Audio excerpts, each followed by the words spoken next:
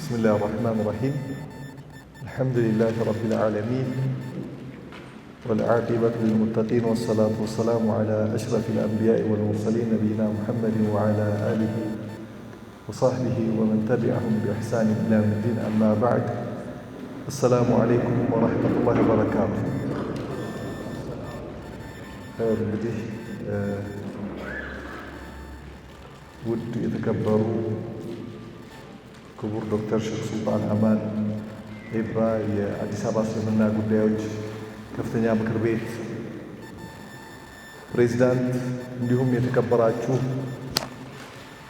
የተለያዩ ክፍለ ከተማ አመራሮች፣ ውድና የተከበራችሁ ኢማሞቻችን፣ የመስጂድ ኮሚቴ ኃላፊዎች፣ ተወካዮች፣ በመጀመሪያ እንግዲህ የአዲስ አበባ እስልምና ጉዳዮች ከፍተኛ ምክር ቤት ይህንን እጅግ በጣም ወሳኝና ወቅታዊ የሆነውን ከዲናችን ደግሞ ከአምስቱ መሰረቶች አንዱ የሆነውን ሐጅን አስመልክቶ ባዘጋጀነው የምክክር ፕሮግራም ላይ ጥሪያችንን አክብራችሁ ስለመጣችሁ ጀዛኩሙላህ ኸይር፣ ባረከላሁ ፊኩም ማለት እፈልጋለሁ። መጀመሪያ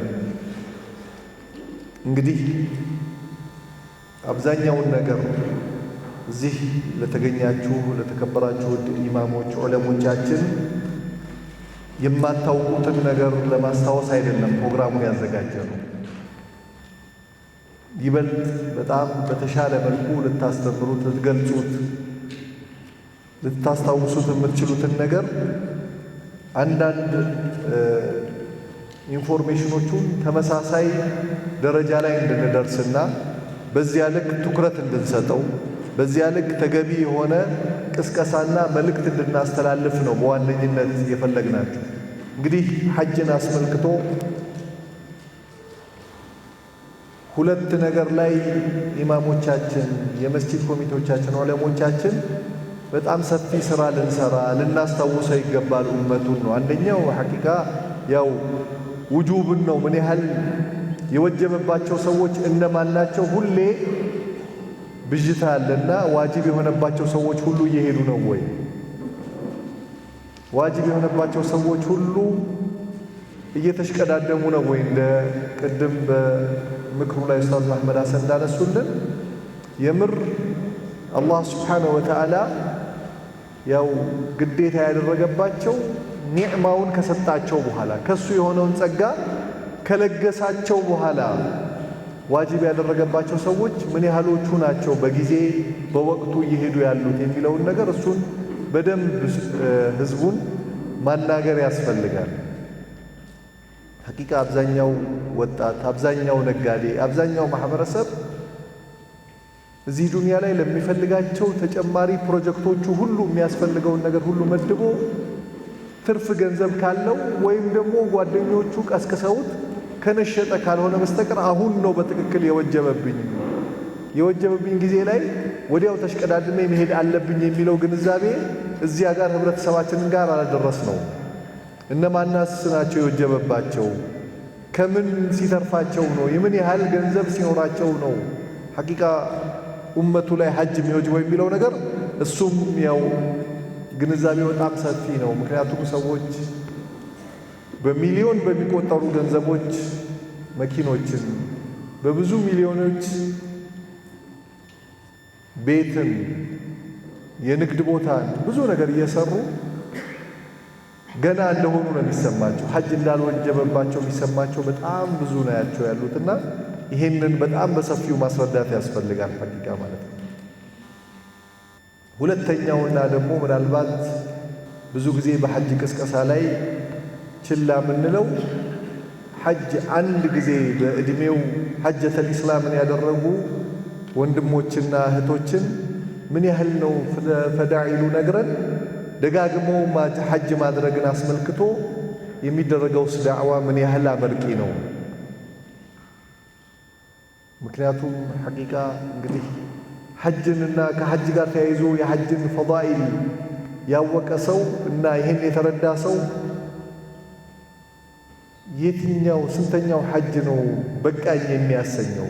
ምን ያህል ለአኼራው አስተማማኝ ነገር አግኝቶ ነው አላህ ሱብሓነሁ ወተዓላ ጸጋውን እስካላቋረጠበት ድረስ እስካልወሰደበት ድረስ ቢደጋግምስ ምን ያህል ትልቅ ፈድል ነው። ቅድም እንደተባለው ምናልባት በጣም ሶስት መሰረታዊ ነገሮች እንግዲህ መቼም አላህ ሱብሓነሁ ወተዓላ ሙስሊም አድርጎ ኸልቆን እዚህ ጋር ከደረስን በኋላ ደግመን አንሰልም። እንግዲህ ያኛውን ፈድል ለማግኘት ነገሮቹ ቀለው ደግሞ ሂጅራም አንወጣ እጃችን ላይ ያለው አንዱ ብቻ ነው ማለት ነው። ይሄ ያለፈውን ወንጀል ሙሉ ለሙሉ ከሚያስምሩ ሶስቱ ነገሮች እንግዲህ እስላም፣ ሂጅራና ሐጅ ከሆነ አሁን ህዝባችን እጅ ያለው ነገር ሐጅ ነውና ለምንድን ነው ደጋግሞ ማያረጉት? አላህ ተቀብሎት እንደሆነስ በምን አወቀ? ያን ዋጅቡን ያወረደበትን ሐጅ ከዚህ በላይ ሐቂቃ የሚቀሰቀስበት ፈድል ያለው ነገር አለ ወይ የሚለውን ነገር ይሄንን ነው ኢማሞቻችን ሐቂቃ በደንብ እንድታስገነዝቡት ህብረተሰቡ። አንዴ ዋጅብ ነው ብሎ እዚህ ዱንያ ላይ በጣም ብዙ ትርፍ የሆኑ የዱንያ ሐጃዎችና ስራዎችን እየሰራ አንዳንዴ ፈድላቸው ከዚህ በጣም ብዙ ያነሱ ስራዎች ላይ እየተሽቀዳደመ ሐጅ ሲመጣ ብቻ ነገሮችን ወገባችንን የሚይዙን ከሆነ ይሄ ከባድ ስለሆነ ሐቂቃ በዚህ ልክ ቅስቀሳ ያስፈልጋል። በዚህ ልክ ህዝባችንን ልናስረዳው ያስፈልጋልና ይሄንን ነው በዋነኝነት እንድታስታውሱት የፈለግነው ማለት ነው። ሌላኛው ደግሞ ሐቂቃ እንግዲህ የዚህ ዘመን ሰው ያለንበት ዘመን ሰው ትልቁ ጭንቀት እንዴት ነው ሪዝቄ የሚሰፋው? እንዴት ነው ተጨማሪ ገንዘብ ማገኘው ብሎ ነው እየተጨነቀ ያለው ከኔ ጀምሮና አንዱ መንገድም ሐጅ ነው ብለዋልና የአላህ መልእክተኛ አለይሂ ሰላቱ ሰላም ፍራንክም ያስገኛል ብላችሁ ንገሯቸው። ሪዝቅ ያሰፋል ተብሎ ለኡማው እንንገረው። ይሄ የአላህ መልእክተኛ ነው ያሉት፣ እኛ አይደለም፣ መጅሊስ አይደለም እያለ ያለ ረሱል አለይሂ ሰላቱ ሰላም። እንግዲህ አብዛኛው ሰው ሪዝቁን የሚያሰፋው ነገር ገንዘቡን ሀብቱን የሚጨምርለት ነገር እንኳን ሐላሉን እንኳን ይሄ ወንጀልን ሙሉ የሚያስምረውን ሐጅ ይቅርና ሐራም ለመስራት ብዙ ሰው እየተዳፈረ ነው። ስለዚህ ይህን ኸይር ስራና ሪዝቅህም ይሰፋል፣ እርግጠኛ ሁን፣ የአላህ መልእክተኛን ቃል እመን የሚለውን መልእክት ልናስተላልፍ ይገባል። ይህንን እንድናስታውሰው ነው በዋነኝነት ሐቂቃ የፈለግናችሁ ማለት ነው። የምር እንግዲህ ወንጀሎቻችን የዘመኑ ሰው እንግዲህ ያለንበትን ወንጀል እናውቀዋለንና እናቱ እንደወለደችው ቀን ይመለሳል። ጀነት ካልሆነ ሌላ ምንዳ የለውም የተባለውን ሐጅ ለምንድን ነው 10ኛ ጊዜ የማይሄደው? ለምንድን ነው 20ኛና 30ኛ ጊዜ የማይሄደው? ይህንን ኸይር ልናስታውሰው ይገባል የሚለው ይህንን ሐቂቃ ለህዝቡ ልናደርሰውና ሊገባው ሊነቃ ይገባል። ሌላኛው ምናልባት ትልቁን ብዥታ መቅረፍ የሚኖርብን ይመስለኛል። ያ ብዥታ ምንድን ነው? ሐጅ እንግዲህ እንደ ሶላት በቃ 4 ረክዓ ነው። ምንም ዋጋው የማይጨምር ነገር ቢኖር ሰላት ነው አይደል? እሱም ትንሽ አልጨመረም። እንደዚህ ሀገር ነው ጨምሯላ ትንሽ። ሶላት አልጀማዓ ትንሽ ዋጋው አልጨመረም እንዴ ወንድሞች? ኢማሞች ብዙ አታውቁትም መሰለኝ። ማእሙሙ ዋጋ ጨምሮበታል ትንሽ። ጫማውን ድሮ በ10 ሳንቲም ያስጠብቅ ነበር፣ አሁን በ10 ብር እያስጠበቀ ነው። ዋጋ ጨምሯል ሶላት አልጀማዓ። መኪናውን በ50 ሳንቲም ወይም በ1 ብር እያስጠበቀ ነበረ የሚገባው፣ አሁንም 10 ብር እየከፈለ እና እቺኛዋ ራሱ ሶላት አልጀማዓ አንድ መስጂድ ገብቶ ዙሁር ሰግዶ ሊወጣ ያወጣ የነበረው የገንዘብ መጠን ግሽበቱን ተከትሎ 10 እጥፍ 20 እጥፍ ጨምሯል። አልታወቀውም እንጂ ዱንያ ላይ ያሉ ነገሮች ሁሉ 20 እና 30 እጥፍ፣ አንዳንዶቹ ደግሞ 100 እጥፍም ጨምረዋል። አልታወቀንም፣ እየተጠቀምን ነው። አንድ ሰው የዛሬ 10 ዓመት በፊት አንድ የሆነ ትንሽ መኪና ልግዛ ቢል 200 ሺህ ብር ነበር የሚያስፈልገው። አሁን እንደው ትንሿን መኪና እንዲህ ቢዋይዲ ምናምን ልግዛ ሲል 5 ሚሊዮን ነው። ተቀብሎታል፣ እየገዛ ነው። ምናልባት ብዙዎቹ ገበሬዎች አካባቢ ያሉ ሰዎች የዛሬ 10 ዓመት ሐጅ ሲሄዱ 5 በሬ ይሸጡ ከነበረ ዛሬም ያው 5 በሬ ነው ሸጦ የሚሄዱት። የበሬው ቁጥር አልጨመረም፣ ዋጋው ነው የጨመረው። 5 በሬ ሽጦ ይሄድ ከነበረ የዛሬ 10 ዓመት ዛሬ 700 ሺህም ገብቶ ያው 5ቷን በሬ ነው የሚሸጠው። እንዲሁ በቃ የዋጋ ግሽበቱ እያጋነንን ካልሆነ በስተቀር ምክንያቱም ሌሎች ነገሮች ላይ ያሉብንን የዋጋ ጭማሪዎች ማለት የሆነ ያህል ኪሎግራም የሆነ ኩንታል ቡና ሸጦ የሚሄድ ገበሬ ከነበረ አሁንም እሷን ነው የሚሸጣት። አብዛኞቻችንም ቤትም እናከራይ ከነበረ የሁለት ዓመት ክራይ ከነበረ ሐጅ የሚወስድን አሁንም የሁለት ዓመቱ ክራይ ነው ሐጅ የሚወስድን። ምክንያቱም 5000 ብር እናከራይ የነበረውን ቤት 50000 ብር እያከራየ ነው። ብቻ ገንዘብ የምናገኝባቸው መንገዶች ሁሉ ሐጁ በጨመረው ልክ ጨምረዋል። ይህንን ጀነት የሚያስገባን ነገር ይሄ መድኸል ሚን መዳኺል ሸይጣን ነው ብዬ ነው ማስበው። ሸይጣን ነው በዝቶ እንዲታየን ሁሉን ነገር ሳንተው እሱም ብቻ እንድንተው እያደረገን ያለው ማለት። ምክንያቱም ዋጋው ስለጨመረ የተውነው ነገር የለም በዱንያ ጉዳያችን ላይ። እንግዲህ አንድ ጀለቢያም በስንት እንገዛ እንደነበረ እናውቀዋለን። አሁን ዋጋው ሲጨምር አልተውነውም፣ አይነቱን ኳሊቲውንም አልቀየርንም እኮ የጨመረውን ጨምረን እየገዛን ጤፋችን ሁሉን ነገር ጨምረን ሐጅ ብቻ ገኖ እንዳይታየንና ባረከላሁ ፊኩም አስሉ ዶላር ስለሆነ ሐጅ የሚባለው ነገር ሁሉ ነገሩ እዛ ጋር የሚጨምረው ነገር አውቶማቲክ ነው ይጨምራል። ስለዚህ ነገ ደግሞ የባሰ ቀን ሊመጣ ይችላል። ነገ ደግሞ እችኛው አሁን ያለችው አላህ ሱብሓነሁ ወተዓላ እኛ ጋር ያረጋት ጸጋ ነገ ላትኖር ትችላለች ብሎ እንዲያስብ ህዝባችንን ኡመቱን መልእክቱን እናደርስለት። ባረከላሁ ፊኩም እሱን ነው በዋነኝነት። ምክንያቱም ዛሬ የቻለ ሰው ሁሉ ነገ ከነገ ወዲያ ይችላል ማለት አይደለም። በጤናው ምክንያት ላይችል ይችላል፣ ገንዘቡም ላይኖረው ይችላል፣ በአምን በሰላም ምክንያት ላይችል ይችላል። ሐቂቃ አዳዲስ እየመጡ ያሉ ነገሮችን ህዝባችንን እስቲ እናስታውሰው። ለምሳሌ ዘንድሮ ሐጅ ላይ የተወሰኑ ተላላፊ በሽታዎች ጤና ምርመራ ዋጅብ ሆነ ዘንድሮ። እነዚህ ለጊዜው ያልጎዱት አልጋ ላይ ያላስተኙት በሽታዎች ዘንድሮ ከሐጅ እያቀቡት ነው። ተመርምሮ ጤነኛ ካልሆነ ካላለፈ አይሄድም። ቢኖረው 10 ሚሊዮን ልክፈል ቢል መሄድ አይችልም። እዚህ ነገር ከነገ ወዲያ የሚመጡት እንቅፋቶች ብዙ ሊሆኑ ስለሚችሉ ሐቂቃ ህዝባችንን ደግሞ ጀነቱን ማስታወስ አይደለ ዋናው ኃላፊነታችን፣ የኢማሙም የመጅሊሱም ኃላፊነት። ሐቂቃ ጀነት ሊያስገባው የሚችለው ሊያድነው የሚችለውን ነገር ለማስታወስ እኮ ነው መስጂዱንም ሰርተን ኢማምም አስፈልጎን መጅሊስም አስፈልጎን እየተዋቀርን ያለ ነው። ሌሎች ለግንባታ ጋር ለተያያዙ ከድንጋይና ከአሸዋ ጋር ለተያያዙ ጉዳዮች ሳይሆን የተሰባሰብነው ሐቂቃ ኡመቱን ጀነት ሊያስገቡ የሚችሉ ነገሮችን ለማስታወስ ስለሆነ በዚህ ልክ ልንቀሰቅሰው ይገባል፣ በዚህ ልክ ልንሰራ ይገባል። የመጨረሻውና ሶስተኛው ሐቂቃ እናንተም እንድትገነዘቡት ህብረተሰቡም እንዲገነዘበው የምንፈልገው ነገር ምንድነው? የዘንድሮ የምዝገባው ጊዜ የሀገራችን ሰው ያለመደው ጊዜ ላይ ስለሆነ ተዘናግቶ እንዳያመልጠው። መክፈል ላያቅተው ይችላል፣ ለመሄድ መወሰን ላያቅተው ይችላል፣ ወስኖ ሊሆን ይችላል። ነገር ግን የኢትዮጵያ ሰው ሐጅ ማድረግ ሲፈልግ ማሰብ የሚጀምረው ሸዋል ላይ፣ ከረመዳን በኋላ ጭንቅላቱ ላይ የሚመጣው ነገር ሐጅ ነው።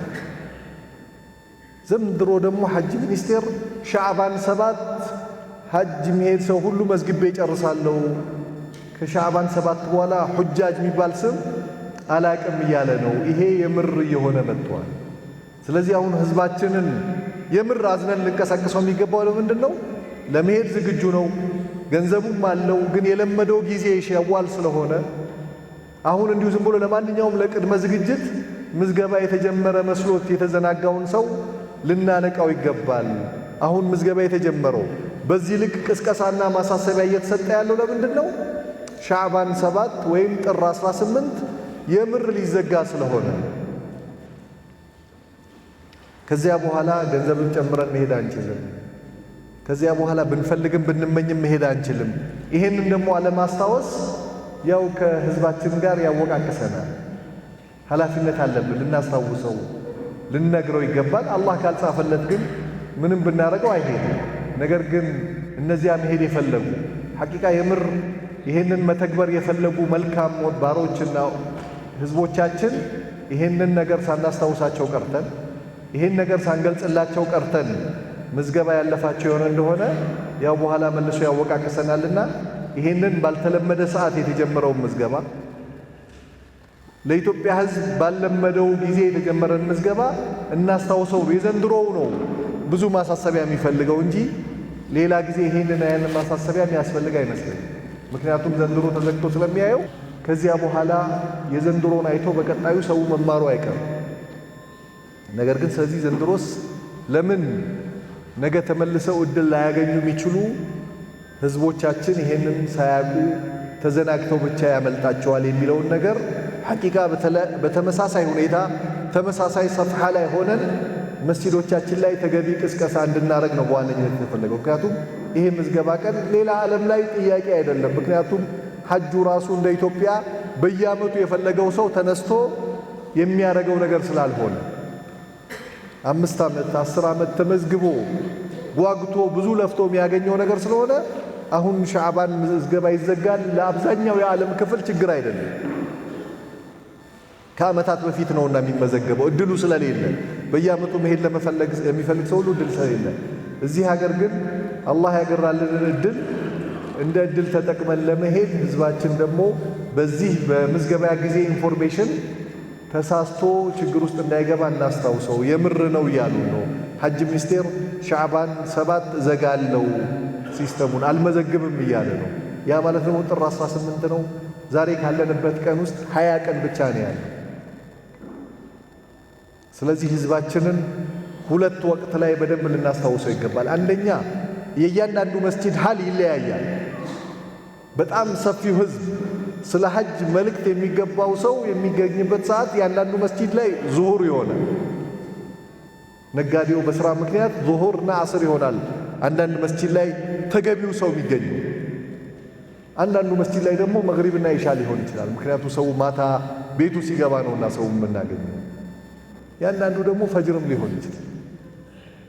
የምር ሰዎቹ ነጋዴዎቹ የሚመጡት መስጂዳችን። ስለዚህ ጁማአን ብቻ ሳንጠብቅ ህዝቡን ልናገኘው በምንችለው ወቅቶች ሁሉ ቀጣዩን 3 ሳምንት ተገቢ የሆነ ቅስቀሳ ተገቢ የሆነ መልእክት ልናስተላልፍ ይገባል።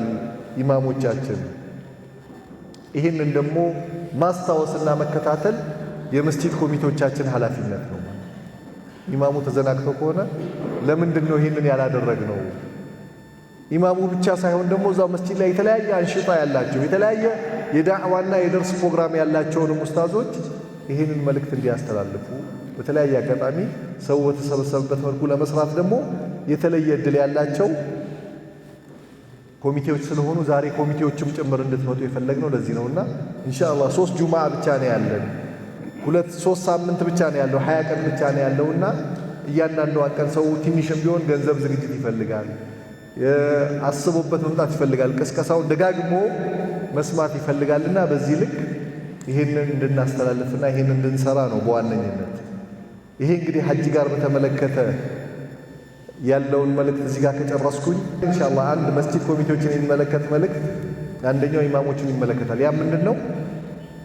እንግዲህ አዲስ አበባ እስልምና ጉዳዮች ያሉትን መስጂዶች ያሉትን እስላማዊ ተቋማቶች ሰነዶቻቸውን እዚህ ዲጂታል በሆነ መልኩ መሰነድ ጀምረናልና ለዚህ ያገለግለን ዘንድ የእያንዳንዱ መስጂድ ካርታ እዚሁ ዲጂታል በሆነ መንገድ እስካን አድርገን ምን ብለን መዝገብ ቤት ላይ ፋይሉን ማደራጀት ስለምንፈልግ በየአካባቢው መልእክት ደርሷቸዋል። ለየክፍለ ከተማው አስተላልፈናል። ካርታ እጃችሁ ላይ ያለ የመስጂድ ኮሚቴዎች ለግንባታም ለሌላም ጉዳይ ስትፈልጉ በማግስቱ ከ2 እና ከ3 ቀን በኋላ ተመልሳችሁ ልትወስዱ ቢሆን መጥቶ ፋይል ተደርጎ ተመዝግቦ መሄድ ስላለበት እጃችሁ ላይ ካርታ ያለ የመስጂድ ኮሚቴዎች በአጠቃላይ በክፍለ ከተማው በኩል ወደ እስላማዊ ተቋማት እንዲገባ እንዲደርስ አድርጉልን። አለበለዚያ ከጥቂት ቀን በኋላ እጃችን ላይ ያልደረሰውን ያልመዘገብነውን ካርታ ሁሉ እንደሌለ እንደጠፋ ቆጥረን አዲስ አበባ ከተማ አስተዳደር ካርታውን አምክኖ ሌላ ካርታ እንዲሰጠን ጥያቄ ልናቀርብ ስለሆነ ሌላ ችግር ውስጥ እንዳንገባ ባረክላ። እጃችሁ ላይ ያለውን ካርታ ለሌላ ለልማት ጉዳይ የተለያየ ጉዳይ መስጂድ ኮሚቴው እጅ መቆየቱ ችግር የለብንም። ግን ተሰንዶ ሁሉም ፋይል ኖሮ ማን ጋር እንደሆነ አውቀነው ኃላፊነት ወስዶ ሰውየው ሊወስድ ይገባልና ይሄን ልናደርግ ነው። እጃችን ላይ ካልመጣ እዚህ ካልደረሰ የዚህ መስጂድ ካርታ ስለሌለ ወይም ስለጠፋ ምትክ ይሰጠን የሚል ፕሮሰስ ልናደርግ ነውና አላስፈላጊ ወጪ አላስፈላጊ ድካም ነው የሚሆነው። ከዚያ በኋላ ደግሞ ካርታው ደግሞ እጃችሁ ላይ ሲገኝ ደግሞ ወንጀልም ስለሚሆን ሐቂቃ ይሄንን ነገር ለማሳሰብ እንወዳለን ማለት ነው። ሌላኛው አብሮ ማሳሰቢያ የሰጠነው እያጠናቀቅን ያለው ስራ በተቻለ መጠን ተመልሶ የመስጂድ ኮሚቴ የመስጂዱን ጀማዓ እንዲሁም የወረዳውንም ሆነ የክፍለ ከተማውንም መጅሊስ የሚከድም አሰራርና መመሪያ እያወጣን ነው። ያ ምንድነው በየመስጂዱ ያሉ ገቢዎችን በተመለከተ ምን የገቢ ማስገኛ አለ፣ ስንት ሱቅ አለው፣ ምን አለው የሚለውን ነገር ኢንፎርሜሽን ዳታ ሰብስቡልን። ሐቂቃ እንደምንፈራራው አይደለም። መስጂዶች አካባቢ ያለው ነሻጥ እያንዳንዱ ማልማት ፈልገው ብዙ ለፍተው መስጂዶቻቸውን እያለሙ ገቢ ያስገኙ ያሉ ኮሚቴዎች፣ ጀማዓዎች አሉ። ተመልሰው ለመስጂዳቸው የሚውልበትን ነገር እሱን የሚያመቻችና የሚያበረታታ አሰራር ነው እየዘረጋን ያለ ነው። መነሻው ግን ሙሉ ዳታ ሊኖረን ይገባል። እያንዳንዱ መስጂድ ላይ ምን የገቢ ምንጭ አለ፣ ሱቅም ይሁን ሌሎችም ነገሮች በአጠቃላይ አይነታቸው፣ መጠናቸው፣ ዝርዝራቸውን ነገር እንዲሞላ የተበተነ ፎርም አለና እሱን ሁላችሁም እንድትሞሉልን ነው። የመጨረሻውና ሶስተኛው እንግዲህ እንደሚታወቀው ያው የምንኖረው ለመሞት ነው። መጨረሻችን እዚህ ዱንያ ላይ በሞት ነው የሚጠናቀቀውና ህዝባችንም ሰውም መሞቱ አይቀርም። ቀብርን አፈጻጸም በተመለከተ ሰው ጠቅላላ አንድ በጣም የተጣበበ መቃብር ጋር የሚሰበሰብበት ምክንያት መቀረፍ አለበት። ይህንን ማስተማር አለብን። ሰው ሁሉ ኮልፌ ካልተቀበርኩ የሚለውን ሐሳብ ባረከላሁ ፊኩም በየአካባቢው አሁን አልሐምዱሊላህ ብዙ የቀብር ቦታዎችን ይዘን እያመቻቸን ያለነውና በሚቀርበው አካባቢ ላይ ሰው ከሞተ እንዲቀበር ትልቁን ሚና መጫወት ያለብን ኢማሞች ነን። ትልቁን ሚና መጫወት ያለብን የመስጂድ ኮሚቴዎች ነን። እዚያው አካባቢ አሁን ጉለሌ ላይ፣ ዓለም ባንክ ላይ፣ አሁን አዲስ ከተማ ደግሞ ወንጌት አካባቢ ላይም ተቀብለናል። የጉራራም የቱሉ ድምቱም የሁሉም በየቦታው ያሉ 12ቱም የመቃብር ቦታዎች አገልግሎት የሚሰጡበት ሁኔታ ስለሆነ ያለ ነው። በዚያው በአቅራቢያው ሰው እንዲቀበርና እዚህ አካባቢ ኮልፌ አካባቢ ብቻ የሚሰበሰቡን ያልተገባ መጨናነቅን ለመቅረፍ እናንተ እንድትተባበሩ እንድታግዙ፣ ወዲያው አጠገባችሁ ሲሆን እዛ ኮልፌ ሄዶ የሚገኝ የተለየ ነገር ስለሌለ በአካባቢያችሁ ቅበሩ የሚለውን ኢማሞች እንድታስታውሱ። ያው ወዲያው የሚመጣው መስጂድ ነው ሰው ሲሞትበት። ስለዚህ ይህንን ያው ነቃ ብለን መልእክቱ እንድናስተላልፍ አደራ ማለት ፈልጋለሁ። ኢንሻአላህ ያው ሰፊ ርዕስ ነው ያነሳሁት። የሐጁ ቅስቀሳ ከ3 ሳምንት በኋላ ምንም ብትቀሰቅሱ ሰውን ከፍለንም ሐጅ እናስደርጋለን ብትሉ አይጠቅምም። ስለዚህ ትክክለኛው ሰዓት ዛሬ ነው። ብትከፍሉለትም አይጠቅመውም ከ3 ሳምንት በኋላ ማለት ነው። እንኳን ብትነግሩትና ብታስታውሱት ገንዘቡንም ብትሸፍኑለት ስለማይጠቅመው ለህዝቡ፣ አሁን ግን ይህን ተገቢውን ቅስቀሳ እንድታረጉ ለማለት ነው። አፎን እንግዲህ ያው አብዛኞቻችሁ ወይም ሁላችሁም ማለት ይቻላል ኡስታዞቼ አስተማሪዎች ናችሁ። ያው ከሥራ ጋር የተያያዘ ወሬ ስለሆነ ነው ፊታችሁ ተዳፍሬ ያወራሁት። ጀዛኩሙላህ ኸይር።